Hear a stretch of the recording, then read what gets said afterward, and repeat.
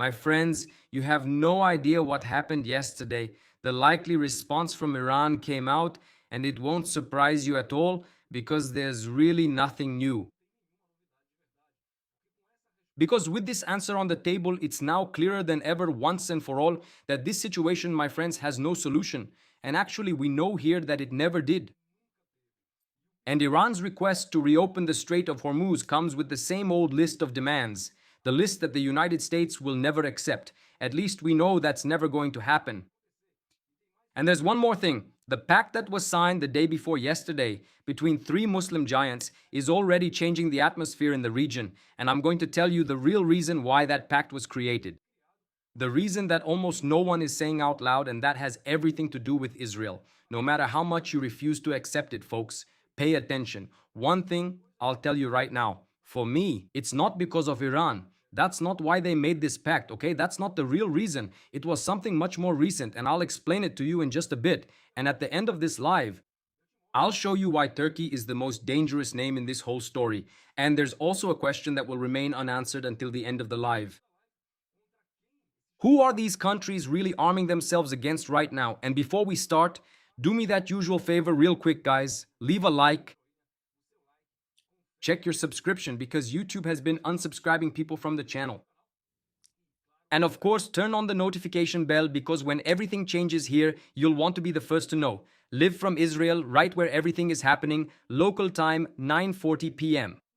Let me check here if everyone is coming in all right, if the comments are coming through. Well, I'm at home today. Okay, guys? Actually, I'm not at home. It took me a while to start, honestly. I was trying to find a place here with a good connection, and now I found one. I think it's a good connection. So if it fails during the live, no problem. Just hold on a bit and it will come back. Let's start here with Iran, because that's what happened. He was the one who decided, actually defined yesterday, after days of talks with Oman. Remember, they're talking with Oman and not with the United States. About a provisional route there in the strait, the Secretary of the Supreme National Security Council came out publicly, the guy from Iran, okay? He came out publicly and read the conditions for reopening the Strait of Hormuz. Pay close attention to this list. It almost sounds like a joke, but pay attention because it shows just how disconnected this regime is from reality. First, look at the demands, guys. First, the complete end of the American naval blockade. Just a reminder for those who may have forgotten. There is a naval blockade. The blockade is still in place. Second, the withdrawal of American troops from the entire region around Iran, okay? Has anyone heard this here on this live stream or on any live stream in the past? It's the same thing, guys. Third, the end of sanctions against the country. Fourth, the payment of compensation for the damages from the two wars, from the 12-day war and now the 40-day war. Fifth, the return of Iranian assets that are frozen abroad. And sixth, the end of attacks and threats against Iran's armed groups in Lebanon, in Israel, they say Palestine, in Yemen and in Iraq. Look at that. Are you noticing just one thing on this list? It's the list of demands of someone who won a war. Doesn't it look like the list of someone who really won this war? But Iran didn't win any war, as we know. That's a fact. On the contrary, it came out of it even more broken. A defeated country demanding compensation, it's withdrawal after withdrawal. It's demanding compensation from the United States that the United States needs to pay. The Gulf countries also need to pay for that. And withdrawal of troops. It's the picture, my friend, of a regime that has lost touch, that's the truth, with reality itself. And you're probably saying something like, it's unbelievable what's happening, right? Unbelievable. I can't believe they're actually demanding this kind of thing. But there's a method to this audacity, folks. And I've already said this here and I'll say it again for you. Let me just put this here. Done. Just to repeat for you, when the side, which is of course, the American side shows weakness when it shows that it wants to negotiate at any cost. What does the other side do? They see an opportunity and they take advantage of it to the end as much as they can. Even if they've lost the supreme leader, infrastructure, and economy, that doesn't matter to them. This is classic in any negotiation. Ask for the impossible, the hardest thing to achieve, because once you ask for the impossible, that impossible is now on the negotiation table. It becomes the starting point of the conversation. And whoever is on the other side of the table, in this case the United States, starts to think that now they need to offer at least something close to that just to start the conversation, right? That's what they're doing. They ask for the maximum to try to get at least 80%, maybe 50% of those outrageous demands. Because each of these items is absurd, right? Totally absurd, these demands. This is the game the regime is playing with Washington right now. That list is not something I made up, okay? It was published. And the newspaper, for those who like newspapers and want a reference, the New York Times published exactly these 6 points I just mentioned yesterday and stated very clearly that these demands dashed any hope for a quick agreement.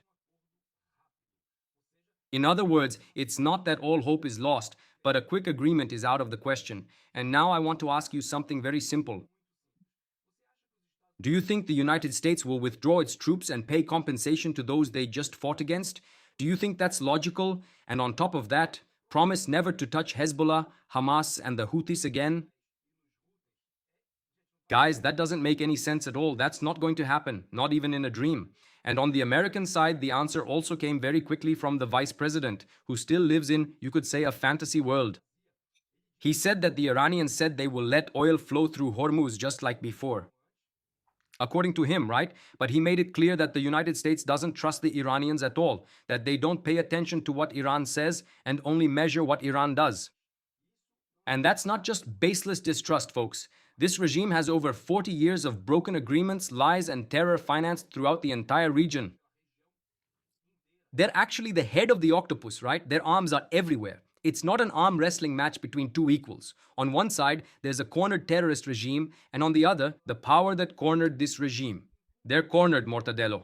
I know it's hard to hear that, but that's the reality. The regime is cornered. And here's something that, for now, doesn't make sense to me, okay? It doesn't make sense. The Vice President Vance says that Iran promised to let the oil flow as before. Before the conflict, they're going to open the doors, but I don't know what he's talking about over there. But the same Iran, which publicly swears that the strait won't open, that demands the impossible to negotiate, and that just yesterday hit a tanker. For those who didn't see it, because I didn't cover it here, I didn't do a live stream actually. If you saw this somewhere, they hit a tanker there in the Strait of Hormuz. Either Iran promises, my friends, one thing privately to the Americans and does the opposite in front of the camera, or someone in the United States is selling optimism that simply doesn't exist. Period. In both options, whoever is waiting for the signing is going to lose. And there's a clock ticking. Let me remind you here. There's a clock running underneath this whole never-ending soap opera. Soap opera, guys. That interim ceasefire. Remember that? That was signed back in June between Iran and the United States. For those who still remember, it had a 60-day deadline, okay, to become a definitive agreement. Some people out there are saying that this ceasefire is still valid, okay, that this time is still being counted. And this deadline ends in just over a week. Remember, it's around the 13th or 14th, I think, of July, of August. August 13th or 14th is when this ends, folks. And here I'm going to raise a question that almost no one is asking. Is this clock still in effect? Is this clock still ticking? Because there are people raising the possibility that this clock is indeed ticking, okay? Because if Iran says that there isn't even a negotiation, they've already said that, and they're still demanding the impossible just to sit at this table that doesn't even exist. It doesn't exist. They're sitting with Oman, man. Of course, that's through intermediaries as well, not directly. What deadline is actually in effect right now? Is there really a deadline? It could be that this ceasefire has been dead for a long time and no one has simply had the courage to sign its death certificate, my friends. They're making a fool out of the United States. That's what I think, okay? A real fool. That means either something gets settled in the next few days or in the next few hours, like they say every day, right? Tomorrow is now, it's in a little while, it's soon, very soon. Or the world will go back to square one with the strait closed and the war could flare up again at any minute.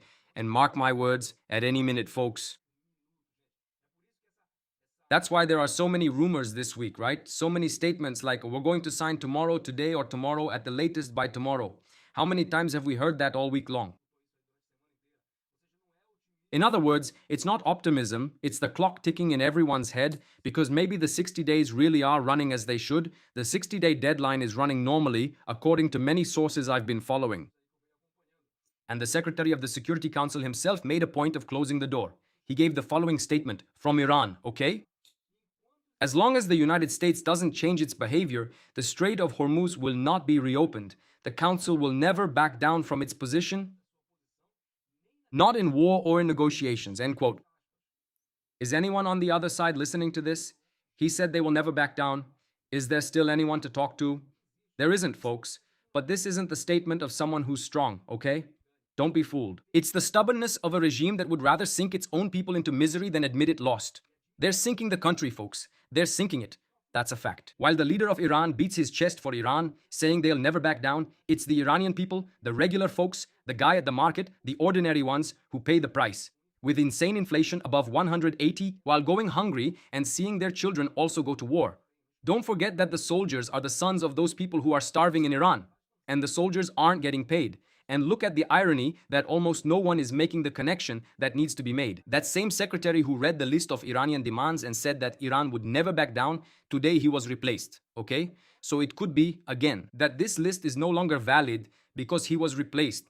Actually, Mustafa made a lot of changes just now. Tomorrow I'm going to put together a list of who the new ones are, right? A lot of people were replaced over there. They're trying to bring some order to the place. The leader of Iran replaced him with, for those who don't know, that really ugly guy, Mohsen Rezaiah, who is one of the most radical and hardline veterans of the Revolutionary Guard. Now, think about the message being sent by bringing in Mohsen.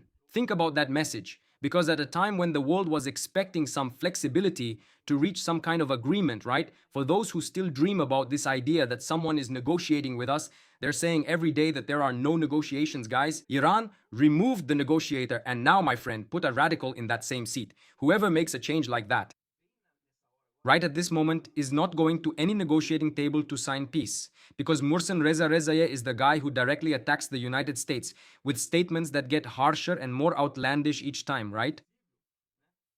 He makes a statement all the time, guys. Seriously, all his statements are very harsh, and now he's in this position. And there was an even clearer message from the spokesperson of the Revolutionary Guard. He was firm and said the following, quote,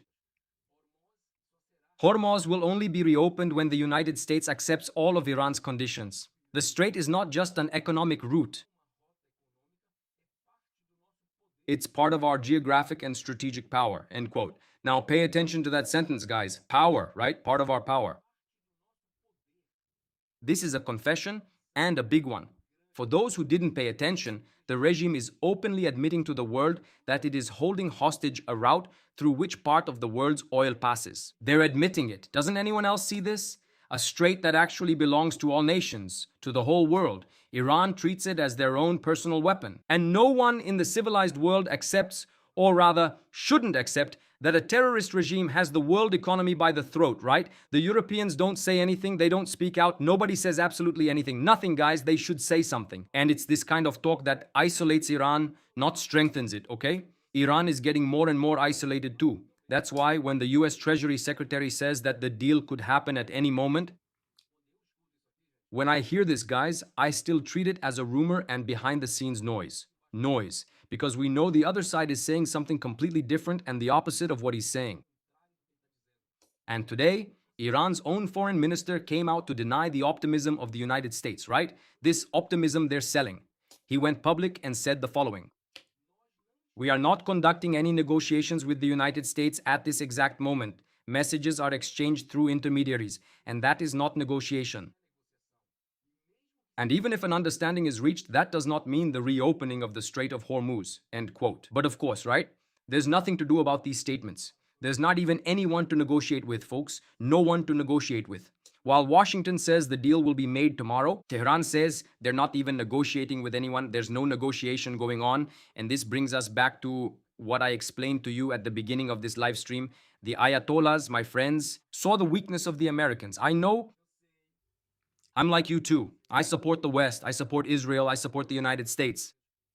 But my friend, that's not how we fight. That's not the way this side of the world sees things. They don't see things with a Western mindset. Until the West understands this mentality, we will never win this war. Never, never. I assure you, there's no way to win by thinking like a Westerner. There just isn't, folks. They saw the Americans' weakness in this eagerness to negotiate, with all the statements coming out every minute saying that the negotiations are going well, that soon, very soon, we're closing some kind of deal. They hear this. To them, this is weakness, okay? I know it's hard for you to understand this, but it's weakness. Their world, the Persian world, sees it as weakness. The Arab world too. The Arab world is watching all of this. The United States still hasn't understood that a war like this can't be won by chasing after signatures. It's not going to happen. Every sign of urgency to close a deal is read on the other side as weakness. Weakness, okay? That's how it works. Here, they only understand brute force. And the more weakness the regime sees, the tougher they're going to play, and the crazier these demands they're making up are going to get.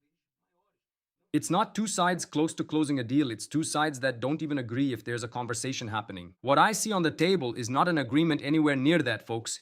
It's Iran trying to get through talks what it couldn't achieve. We know, it's a fact. There's no need to prove it to anyone. What it couldn't achieve in the war. And while the two sides stare each other down, the strait keeps burning, literally. Just yesterday, the oil tanker from the United Arab Emirates State Oil Company was hit by a missile while crossing the Strait of Hormuz. And it caught fire right there, in the middle of the Strait of Hormuz. That happened yesterday. In other words, they haven't stopped attacking. For those who have been following the channel for a while, we can see that the attacks keep happening. They haven't stopped for a single moment. The Emirates confirmed the attack and pointed the finger directly at the Revolutionary Guard, calling it an act of piracy. But it was just a statement. No one counterattacked. In fact, no one is counterattacking. Have you noticed that no one has counterattacked so far? There was no counterattack after those two soldiers were killed over there in Jordan. Since then, they have attacked several ships. It wasn't just two, guys. It was several. The Houthis also attacked. And even at the time of recording this video, on the 9th at 9:55 p.m. local time, there hasn't been any American attack in response to anything. Not from the United Arab Emirates or anyone else. And Saudi Arabia came out in defense of the United Arab Emirates, condemned the attack, and called out Iran. And pay attention to who else lost their patience too, at least in their statements. Oman itself. Oman is the country mediating the negotiation. The Ministry of Foreign Affairs of Oman released a statement saying the following. Iran's continued attacks on ships in the strait violate international law and the sovereignty of the waters, threaten the safety of navigation, and put the progress of negotiations at risk. End quote. When even Oman, which is the mediator of this conversation, points the finger at Iran in public, there's no doubt left about who is really sabotaging these talks. The table that doesn't exist, okay? Let's be very clear about this table. It doesn't exist, according to the Iranians. But according to Trump, the table is there. Just look at the size of this contradiction, right? Iran, in the same week that it wants to sign a peace deal, is setting fire to a neighboring Arab country's ship. And this is the peace that's being sold to you as real or as if it's going to happen at any moment. And now that you've already seen Iran's refusal, stay with me because this is where the story gets big, folks. The day before yesterday, for those who don't remember, the Defense Pact was signed. I brought this up here on the same day it happened, over in Mecca, between Saudi Arabia, Turkey, and Pakistan. And I've already told you about this. If you follow the channel, you already know this very well. But hold on, because now there are new details about the whole story. Hot stuff that happened in the last few hours, some very strong statements. And it was yesterday that this pact here started to show its true face. And it's not, my friends, a pretty face, you know for whom? For Israel. It's not. Pay attention. The Minister of Defense of Pakistan gave an interview to an Arabic TV channel. He said a lot of things, but what he said should have been on the front page. Part of what he said should have been on the front page of newspapers all over the world, but it won't be. It won't be, but I'm here bringing it to you. He said the following about Israel. He said, and I quote, regarding Israel, all Muslim countries need to unite. This agreement is the beginning of a process to unite the entire Islamic world. Remember, he started by talking about Israel. You're listening very carefully, right, everyone? The Pact's nuclear-armed members said the following. In plain words, the alliance is meant to unite Muslims against Israel. It's not defense against Iran for those who thought it was the Sunni axis against the Shia axis. I believe that too. But it's not just that, folks. It's not defense against the Houthis either. Okay? It's about uniting against Israel. And the Turkish foreign minister, he followed the same line. He said the following, quote, what scares Israel the most is international isolation. Until now, Israel has used its enormous resources, including those within other countries, to create an illusion, end quote. And now, let's put these two pieces together and you can figure out the plan yourself. Pakistan talks about uniting Muslims against Israel. Turkey talks about isolating Israel from the world. This, my friends, is the real project behind that beautiful photo of this pact of what happened there in Mecca, okay? And there is a specific target in this project that I need to make very clear to you. In recent years, Israel has built bridges, as we know, with several Arab countries in what became known and is known as the Abraham Accords. It was Israel's greatest diplomatic achievement in a generation. And it's exactly this bridge that Turkey and Pakistan want to bring down at any cost. Because if Turkey manages to form a closed Sunni Muslim bloc against Israel, the countries that shook hands with Israel will feel the pressure to choose a side, meaning they'll probably leave the Abraham Accords. If they now approach Egypt, the United Arab Emirates, and Bahrain saying join us, they could break with Israel. Pay attention, folks. The Mecca Pact is not just a military shield. It's not like NATO, not really, because that's not actually working. I already talked about this. It's not working, at least for now, this military shield. It's an attempt to rebuild the wall that the Abraham Accords had slowly started to bring down, which is the diplomatic wall between Israel and the Arab countries. The Abraham Accords brought down this wall, or at least started to bring it down, and now they're trying to rebuild this barrier that separates Israel from the Arab world, and it doesn't stop with the three from Mecca, okay? It doesn't stop there. Yesterday, Turkey's own foreign minister confirmed that Egypt should join the pact and called Egypt a natural partner in everything. Think for a moment about the significance of Egypt in this story, guys. Egypt was the first Arab country to sign a peace agreement with Israel back in the day. If even Egypt joins a bloc put together by Turkey, if that happens, Israel's circle of friends in the region starts to shrink. Because the countries are being pulled into whose club? Into Erdogan's club, Turkey's club. Guys, it's Turkey. Evil comes from the north. Remember that? Look, pay attention to what's happening, to what's forming right now. While the club grows on paper, on the ground, it's already being ridiculed. That's the truth, guys. That's the truth. Pay attention. Today, not yesterday, the Houthis officially claimed another attack, this time against a Yemeni port controlled by the government right near the exit of the Red Sea. Their spokesperson bragged about a major operation against Saudi Arabian military positions and claimed dozens of dead and wounded, including Saudis. That's their version, okay? There's no confirmation from Saudi Arabia. And that's probably not coming anytime soon, folks. Confirmation from Saudi Arabia takes a long time. But what the Yemeni government confirmed is even worse and shows who this group really is, folks. The missiles and drones also landed in residential neighborhoods of the city, with at least 7 civilians killed, dozens injured, and even a food warehouse was destroyed. They call it a military target, but it's the civilians who end up paying the price. It's Iran's Axis terror playbook, right on our doorstep. That's what's happening. And just a few hours ago, they claimed responsibility for another attack, even more significant, a fire at an Aramco facility. Remember Aramco, the Saudi state oil company, the largest in the world, right? I think it's one of the biggest or the biggest in the world, which is located within Saudi Arabia's territory and now has a direct connection to this agreement, right? Inside the territory. They claimed responsibility for it. The fire is there, folks. It's happening. It seems that at this very moment, they haven't been able to put out the fire. They even mocked the situation, asking if the pact can put out the fire any faster. But look at the date. Saudi Arabia signed the defense pact on Friday, and on Sunday today, the Houthis are already attacking their backyard and their wallet again, as if this pact doesn't even exist. It's the rawest possible response. Your role doesn't change anything on the ground. That's what they're saying. They're not afraid of this pact. It's a shield that the enemies are already piercing before it's even been truly tested. And here comes the million-dollar question, right? Why now? Why are these countries that used to fight among themselves, like Turkey, which had a big conflict with Saudi Arabia after that journalist was killed inside the embassy? Remember that? Do you remember that then? So, why now, guys? They're rushing now, right, to embrace each other exactly at this moment, and the answer they're giving you now at this moment, everyone is saying this, is that it's an axis being formed to fight against Iran. They say it's fear of Iran, of chaos in the Strait of Hormuz, of the Houthis. I don't buy that answer. I'll explain to you exactly why Iran, my friends, is weaker now than it has been in decades. This is a fact and nobody disputes it. Really weak. It still controls the Strait of Hormuz because it's a very large area. A single drone can cause a lot of damage in that region, so they keep holding on to that area with real strength, okay? They do have real strength there. But the United States, if they wanted to go all the way, they would have gone all the way. Iran took a beating in the war, it lost its leader, its economy is in shambles, and it can't even pay its own soldiers. I don't know if you know this, but the soldiers aren't getting paid. And don't come here telling me that Iran is winning this war, because it's not. Do you want proof of that? Answer me this, Mortadella. A few very simple questions. Where is their supreme leader? The guy who planned the whole thing, the end of Israel. He's gone. Where's his son? Missing. He's a ghost, right? The son doesn't even exist, actually. He's missing. He's in serious condition anyway. They've already stopped talking about it. Missing again, reportedly in serious condition, in critical condition, hasn't appeared in public for months. Answer that. Where are the generals, right? The chief of staff, that whole command layer that's gone. A good part of them, my friends, were taken out of the game on the very first day. Where are the drone factories that were hit, right? They are stopped right now, not shipping any barrels of oil. Did you know that? They haven't shipped a barrel of oil from Karg Island for over a week.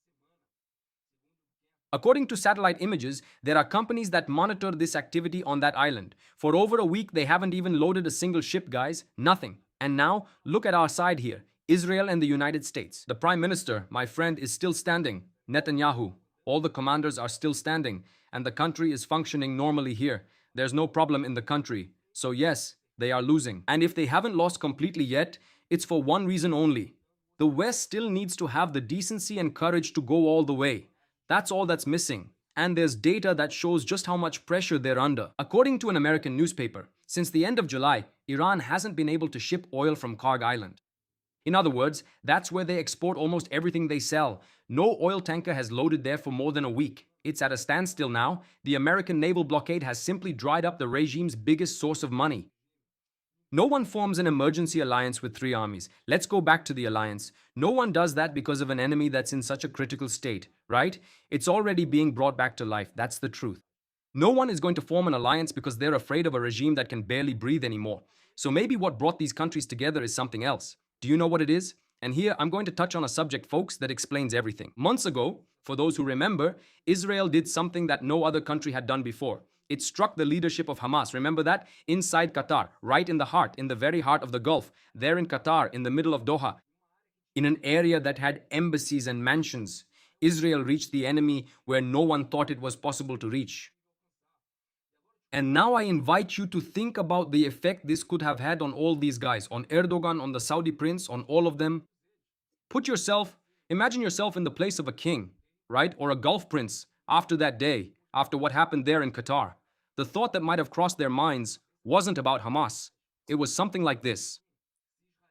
If Israel can get inside Qatar, Israel can get anywhere. If Israel managed to eliminate Khamenei in a bunker he planned for 47 years and the guy was taken out, they can get anywhere.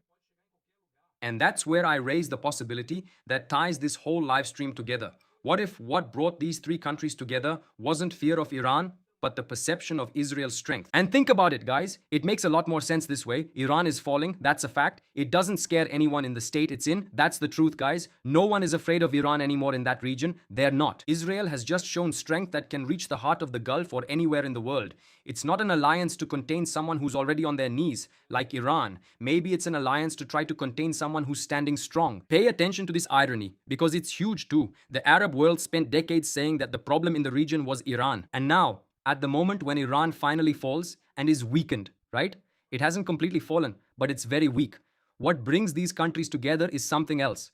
It's Israel's strength that has become the topic of the moment in the region. For those who don't follow Mortadella, who only follow Brazilian journalists who are against Israel and only say what they read translated in the Jerusalem Post, right? These newspapers from the region or the Arab media. The topic in the region, my friends, is Israel's strength. That's what every Arab journalist, every Arab commentator says on any TV channel. If you watch an Arab podcast interview, I'm not talking about Westerners saying it. It's Israel's strength. They say this day and night. If I'm right about this, guys, if I'm right, it's not a reason to be afraid. For anyone in Israel, okay? We don't have to be afraid here at all. On the contrary, if Israel knows how to use this strength wisely and intelligently, we know that it becomes the greatest advantage we have in this region. And look at this. Today, at the opening of the government meeting, Netanyahu himself pointed exactly to this issue. He told people to pay attention to one point. He said the following. Netanyahu said this today. Iran attacks all the countries in the region and even outside the region, but there's one country it doesn't attack, the state of Israel, because weeks have gone by. Why have weeks gone by and they haven't attacked us? Because they know the heavy blow they'll get in return if they do that. Words from Netanyahu today. Pay attention to what the minister did, guys. He said, in other words, the same thing I've been showing you throughout this whole live stream. Iran fires missiles at the Arabs, at the Gulf, at the American base. When it's time to target Israel, they freeze. And it's not out of respect, no, it's because they know the size of the response. And look, here's a report that reinforces exactly that. And it's circulating right now. According to this information, Israel warned the commander over at CENTCOM that if Iran restarts its nuclear program, or tries to build it again, or tries to start it, and if the intelligence here finds out and they go back to developing ballistic missiles, Israel will strike again. Israel just notified CENTCOM. In other words, the red line has been drawn. Iran knows that if it tries to rebuild what it lost, Israel's response will come immediately, and it doesn't depend on the United States. Today, Netanyahu also said that what was planned for the Gaza Strip, he doesn't accept it. He doesn't accept Trump's plan. He said it to his face too. There's that as well. I'll bring this up in tomorrow's live, folks, about this story here, that he said to his face that he doesn't agree, okay? So Israel doesn't just do everything the Americans want. It's not like that. And it's this certainty that makes the regime hesitate every time it thinks about targeting Israel. If even the biggest enemy trembles before touching Israel, imagine what's going through Erdogan's mind. And the neighbors who watched Israel go right into Qatar, who had a front row seat as Israel eliminated Khamenei, guys. And it's not just a matter of getting close either. That same force has already taken out, we know, the supreme leader of Iran inside the bunker he built there for 40 years. So, whoever can reach the most protected man of the Shiite axis, in the most protected place he had, can reach any of these other leaders without much difficulty. And every palace in the region knows how to do that math on their own. The fear of the Arabs is not something I'm making up in my analysis, okay? It's the same calculation that holds back Iran, only now it's on the side of those who have always been Iran's enemies. If you've made it this far, my friend, and you already understand that you won't find this kind of analysis in any newspaper, then go ahead and hit that like button, give it a thumbs up, okay? And help me spread this further to other people who don't know the channel yet. And stay with me here for the final part, because out of all the names in this alliance, there's one that really worries me, but really guys, pay attention, Turkey. Let me explain to you why Turkey is the real problem here, and not Saudi Arabia in this case. Not even Pakistan is the problem. There's no problem with Pakistan, guys. Look, Saudi Arabia doesn't want war with Israel. They don't. They want expensive oil, stability, that's what they want, and their own money, right? Earning interest without any problems. That's what Saudi Arabia wants, money. Pakistan, on the other side, they have their eyes on India, guys. That's their enemy. They're not going to spend soldiers because of Jerusalem. They're focused on India. But Turkey is different. Turkey has a plan. The Turkish president dreams of being the leader of the entire Muslim world. He has already said that. The new Caliph, the man who unites Islam under the flag of Turkey. In other words, the Ottoman Empire once again. And on the path to that dream, there's an obstacle. Do you know what that obstacle is? Israel, my friend. Israel is firmly planted in the middle, getting in the way of his dream. And while Turkey moves quietly, look at the contrast with Iran. Just yesterday, the president of Iran said that now is a good time to close the deal. Because in his words, Iran comes out of the war stronger, more united, and looking like a winner. A country that lost its leader. Its nuclear program was hit. It hasn't exported oil from Karg Island for over a week. And it doesn't pay its own soldiers. That's the lie, folks. The regime needs to tell it at home, so it doesn't have to admit to its own people the extent of this defeat. So, while Iran stages this facade of victory, Turkey acts in silence, building alliances, signing pacts, and positioning itself to occupy the space that Iran is leaving behind. Iran is getting out of this, and that's what almost nobody noticed, the new Shiite axis. I made a video about it back then, and a lot of people said I was going crazy when I made that video. The name of the video is The New Axis Was Born. It's here on the channel. Go check it out. Months ago, okay? In other words, it was already born, guys, right under our noses, and its leader is not Iran, it's Turkey. And I think this new axis was only born, my friends, because the United States didn't really manage to take it down completely. They weakened it, but they didn't take down the Iranian regime all the way. The Arab world sees this faster than anyone else. Iran shouts, Turkey builds, and in my view, tomorrow's Turkey is a bigger threat to Israel than today's Iran. That's what I think, because Iran has always been the declared enemy. Openly, easy to point out, easy to see as well, they said it clearly. But Turkey, they keep smiling, they shake hands, they sit in on Western alliance meetings. And at the same time, they work to build the bloc that wants to suffocate Israel.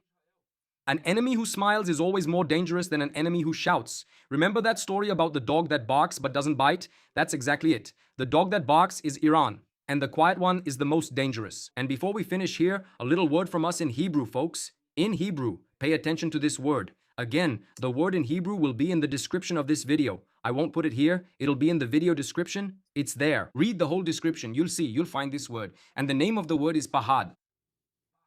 Pahad. Pahad means fear.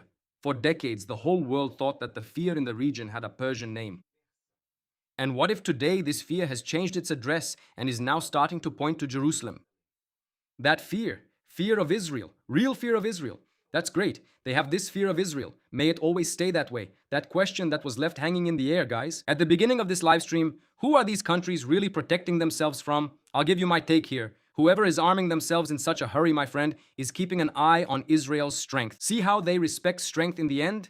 In the end, it's strength that rules, and the United States lost that power. Because the United States wants to negotiate, let's have a chat, let's have coffee, let's reach an agreement. They don't respect that. And the work from now on is to turn that strength into respect, and that respect into security for the people of Israel. If this live stream showed you what the news doesn't, leave a like and subscribe, turn on the notification bell, and send this video to someone who needs to understand, to that leftist friend. Do you have a leftist friend? I do too. Everyone has a leftist friend. But actually, I cut off my friendships with the leftists. All cut off, guys. They were all deleted from my life, okay? So, that's the truth of the game. Straight from the mountains of Judea. Let's go to the comments quickly. Thank you. Thank you, Aguinaldo. Thank you, Josia. Big kiss to my husband, Aguinaldo. Happy Father's Day to everyone here, guys. Happy Father's Day. Here in Jao, Jayante doesn't celebrate this day. So, I didn't even remember it was Father's Day. I'll be honest with you, okay? But here, we don't celebrate it. But happy Father's Day to everyone. Thank you to everyone who wished me the same. Thanks. Maria, thank you. Yuri, thank you. Yuri, thank you for the super sticker.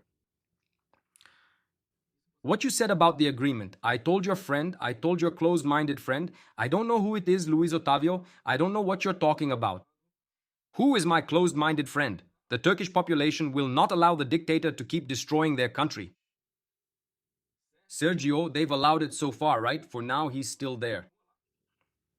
Farhad, exactly. That's how you spell it, my friend. Thank you.